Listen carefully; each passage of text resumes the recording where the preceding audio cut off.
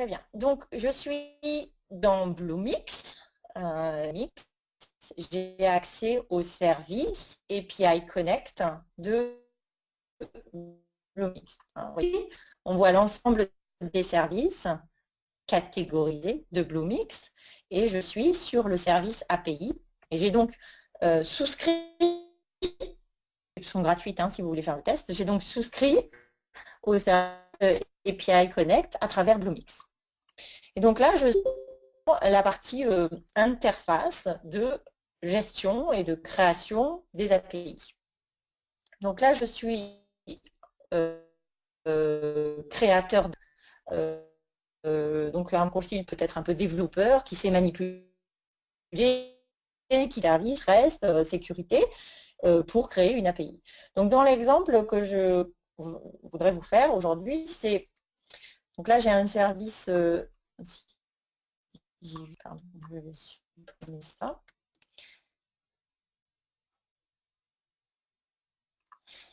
Alors, attendez, oui.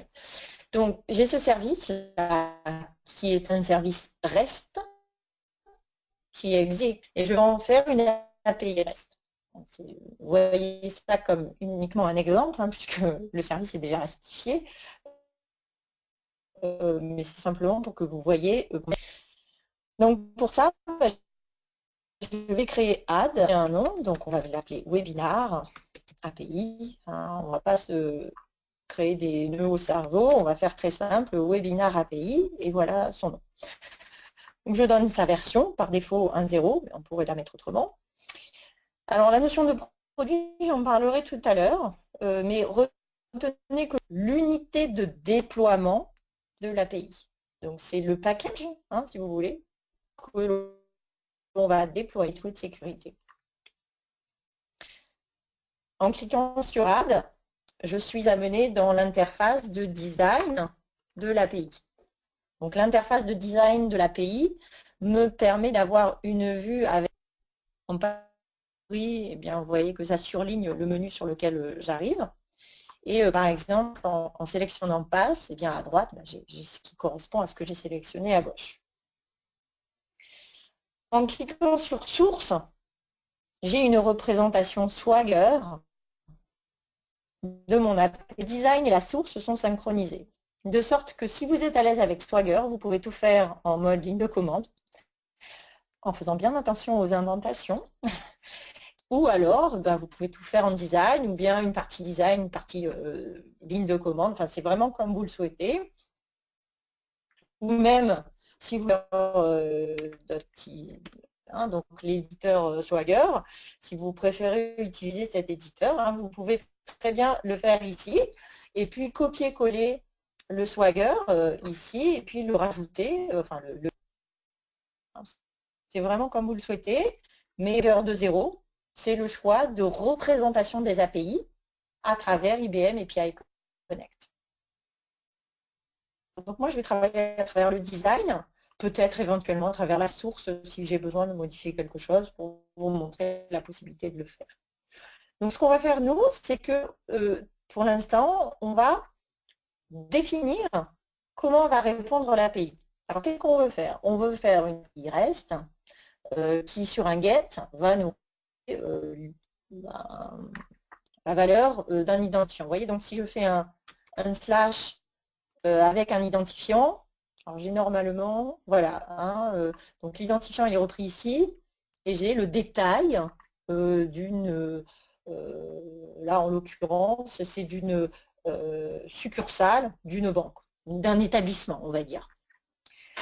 Donc c'est ce qu'on va faire, c'est l'API qu'on va faire. Donc au niveau de ça, eh bien, je vais définir une structure représentant le payload. Alors, j'aurai deux moyens de le faire, au moins deux.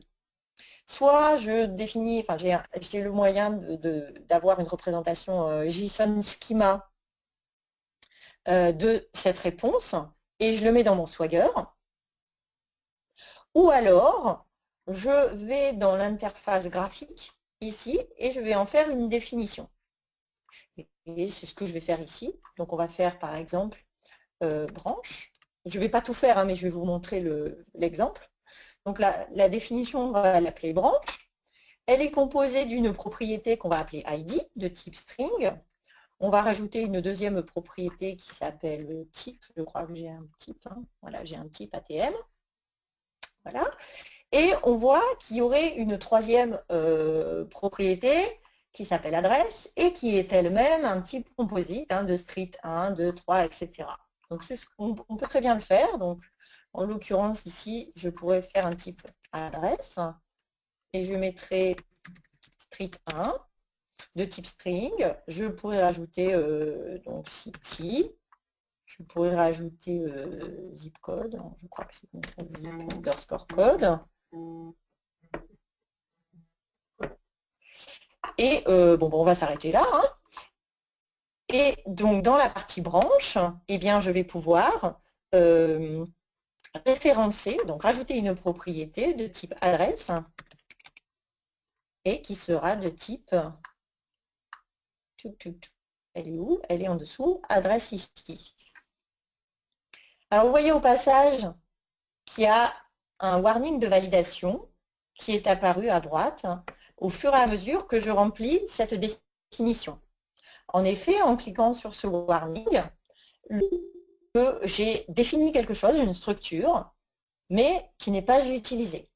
C'est vrai, hein, c'est le cas. J'ai fait une définition qui n'a pas encore été utilisée parce que je n'ai pas défini d'opération hein, au sens RESTful de mon API.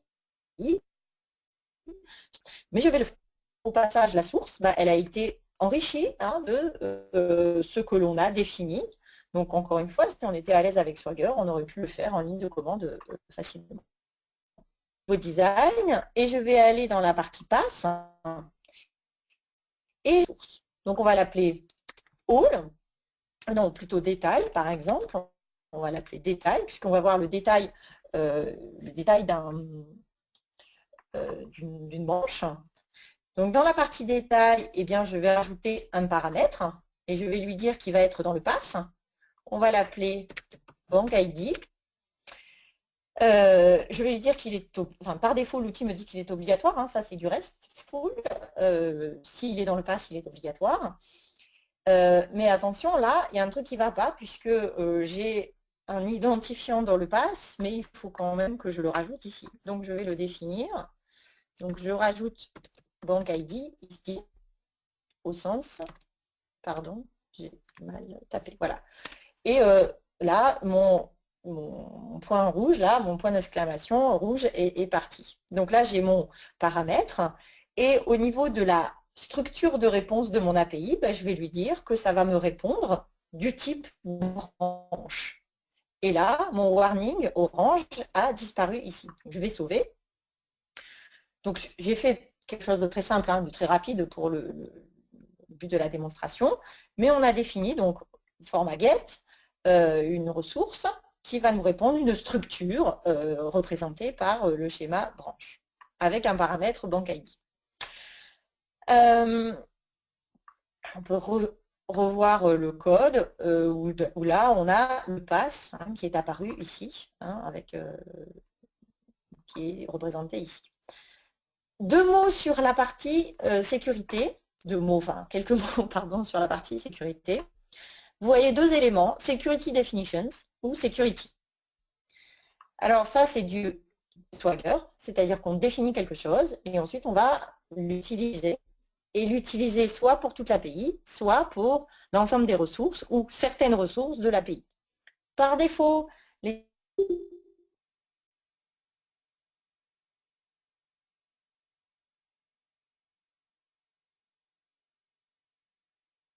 Alors, on a un petit problème de son. Magali, est-ce que tu m'entends?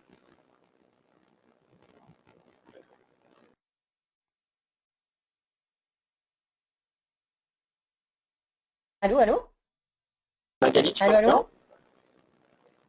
Oui, je t'entends, mais est-ce que tu m'entends toi? Oui, oui, on t'entend. On a eu un petit souci de son. Maintenant, c'est revenu. Je t'en prie, tu peux continuer. D'accord, merci. Donc, je disais que sur la partie sécurité, on pourrait rajouter un app secret, de l'authentification basique, de l'OAuth 2. Donc là, l'app ID, l'app secret sont destinés à identifier l'application utilisant les API. Et Basicote ou 2 s'attacherait à l'authentification, éventuellement pour de l'autorisation de l'utilisateur, lui-même utilisant une application, elle-même utilisant l'API. Donc, ce sont des niveaux de sécurité différents, mais classiques au niveau des API. Donc, on définirait ces notions de sécurité ici, et on choisirait de les enforcer au niveau de l'API. Et donc, pour le pass, c'est pareil. Donc, pour la ressource, vous voyez que par défaut, j'utilise la définition des critères de sécurité de cette API, mais je pourrais n'en utiliser qu'une certaine partie si j'en avais défini plusieurs. Alors, dernière étape avant de tester, c'est la partie assemblage. Donc, au niveau de l'assemblage, on va choisir la gateway des API à utiliser pour exécuter les API. L'API. Donc moi, je vais choisir la gateway Data Power.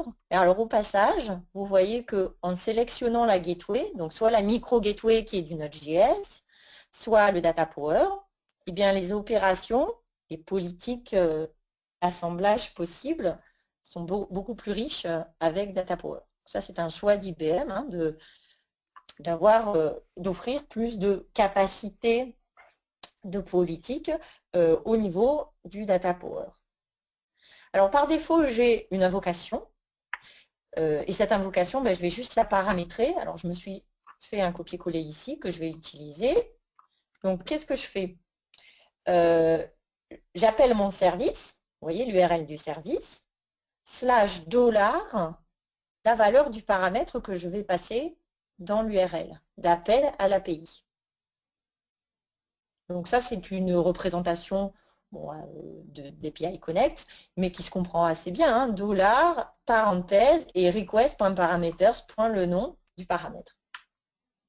Donc je vais sauver et je vais ensuite déployer. Mais pour déployer, je vais quand même vous dire 2 mots sur la partie produit. Comme je l'ai dit tout à l'heure, produit, c'est l'unité de déploiement des API. C'est le package, si vous préférez. Ce qu'il faut déployer, c'est donc un produit. Un produit, on va en créer un pour le webinaire. Donc on va l'appeler, c'est pas joli, mais au moins qu'on voit bien je vais l'appeler public, webinaire public. Au moins on voit bien ce qu'on publie.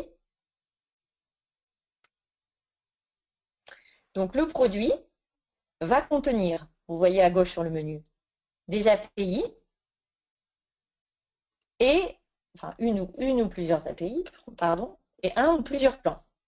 Par défaut, un plan a été créé.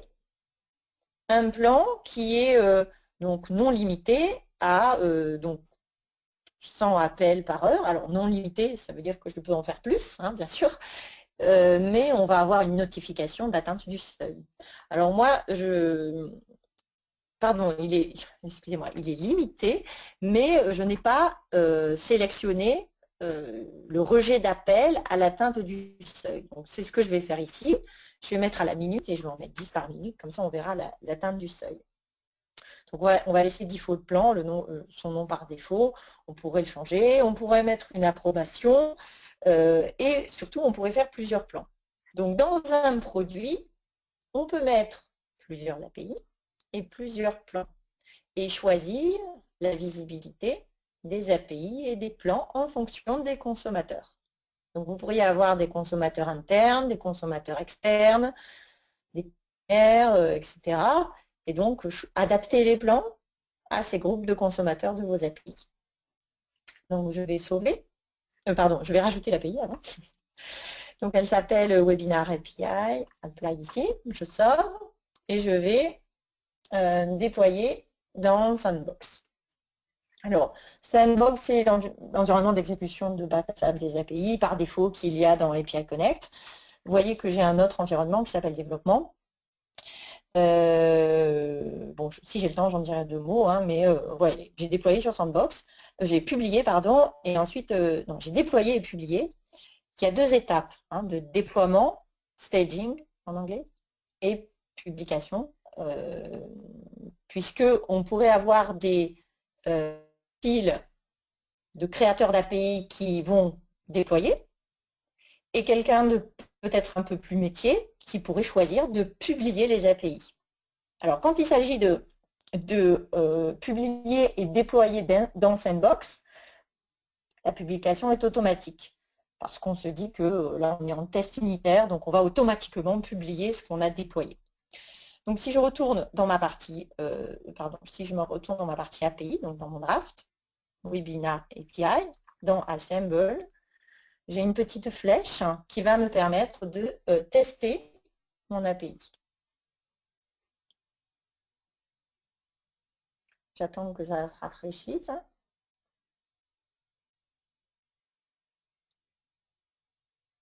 Il y a peut-être quelques problèmes de communication là, avec Bluemix. Alors, Webinar API. OK, Assemble. Voilà.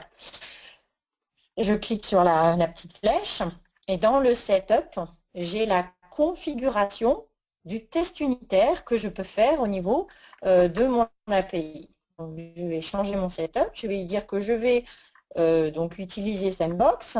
Le produit, c'est Webinar public. Je n'ai pas besoin de republier puisque je l'ai déjà publié. Le plan, c'est default. Par contre, l'application de test fournie avec l'outil, j'ai besoin de souscrire, c'est-à-dire que cette application doit souscrire à ce plan. Alors, attendez, j'ai pas correctement publié. Donc, je vais juste aller voir dans Dashboard ce qui a été publié. Webinar public. Alors, OK, donc je vais republier. Ça n'a pas été automatiquement publié, donc je vais le faire. Voilà. Donc, je reviens ici à Draft, API, Webinar API, Assemble, la petite flèche. Donc, je change mon setup. Donc, Sandbox, Webinar public. Je n'ai pas besoin de republier. Le plan default, application. Donc là, je vais souscrire. Voilà. Je clique sur Next et je choisis l'opération, j'en ai qu'une. Et là, vous voyez que je dois mettre un paramètre Bank ID. Donc, je vais prendre, par exemple, celui-ci. CTRL-C. Et je le mets ici, CTRL-V, et j'invoque ici. J'attends quelques secondes. Et voilà, j'ai le détail de un Roger Street. Donc, si je fais un autre appel, donc c'est la bonne. Si j'enlève ça pour voir un autre appel,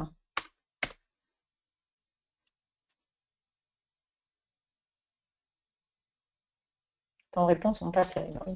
Donc, je vais prendre, par exemple, celui-ci, là, cet identifiant ici. Hop, CTRL-C. Donc, l'adresse serait 600 Anton Boulevard. Donc, je reviens ici. Mon paramètre, il est là. Donc, je l'enlève. Hop, je reviens là. Et je fais invoke. Et j'ai bien donc le 600 Anton Boulevard ici. Alors, vous voyez que je peux répéter ce test et je peux l'invoquer plusieurs fois.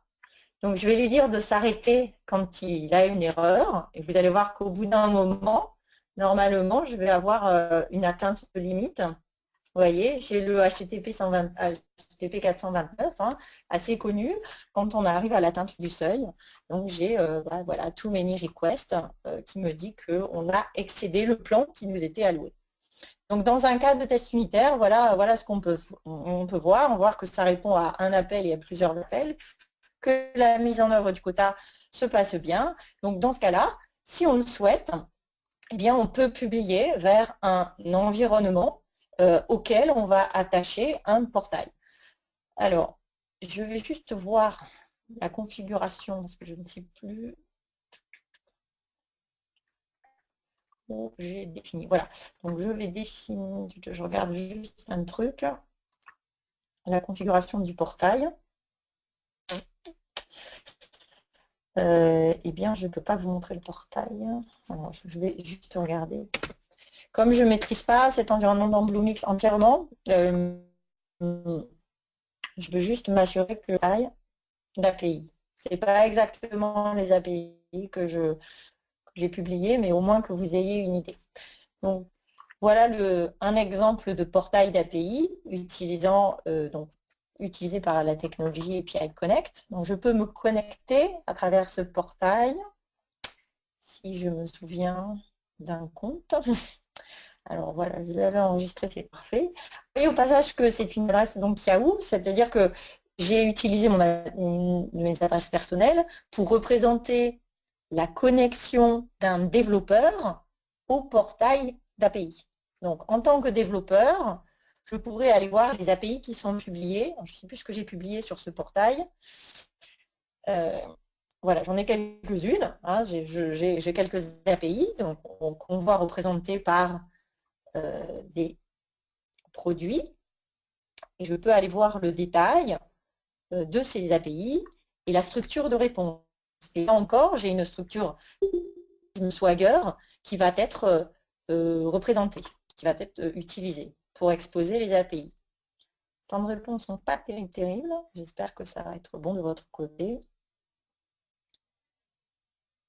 Voilà, j'ai l'opération branches, c'est exactement ce qu'on a vu là. Donc en cliquant sur l'opération get/all, j'ai la représentation de la description de cette API. Et à droite, en noir, là, j'ai des exemples de code que je pourrais utiliser pour faire un appel. Là, alors là, on est sur le consommateur de l'API qui a besoin d'embarquer cette API dans son application. Et selon le développement, par exemple, PHP de son application, eh bien, il va utiliser un exemple de requête fourni ici pour tester si l'appel fonctionne. Alors, comme on a dit qu'il y avait au moins un app-ID à utiliser pour faire appel aux API, eh bien, il faut enregistrer son application. Donc, le développeur enregistre son app. Donc là, j'en ai deux. On va voir my app, je ne sais plus ce qu'il y a dedans, comme souscription. Donc là, il n'y a pas de souscription sur celle-là. Allons voir l'autre. Yahoo Mobile App. Donc, donc vous voyez que cette application que j'ai enregistrée, elle a un app ID. Hein. Le client secret est généré une fois lorsqu'on enregistre l'application. Si on l'a perdu, ben, on peut faire un reset. Hein. Et au niveau des souscriptions, ben, vous voyez, il y a plusieurs souscriptions sur ces trois plans et j'ai la possibilité d'appeler celle-ci. Donc, on va faire un appel. Donc, je crois que c'est Banking Services, il me semble. Je ne sais plus, je crois que c'est ça.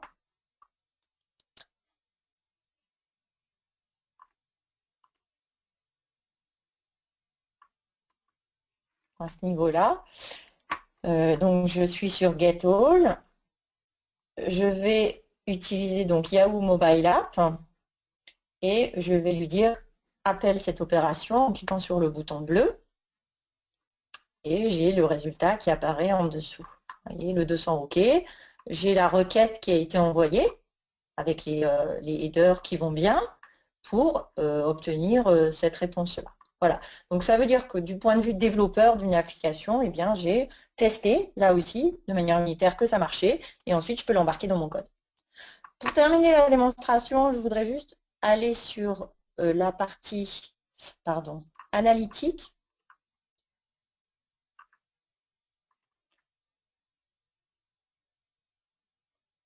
J'attends que ça s'affiche pour vous montrer rapidement les capacités d'analytique avant d'ouvrir une session de questions-réponses, s'il y en avait. Là, pareil, j'attends, je suis un peu dépendante du réseau, là. Que ça veuille bien s'afficher. Normalement, si ça veut bien s'afficher, je vais pouvoir vous montrer des statistiques d'appel.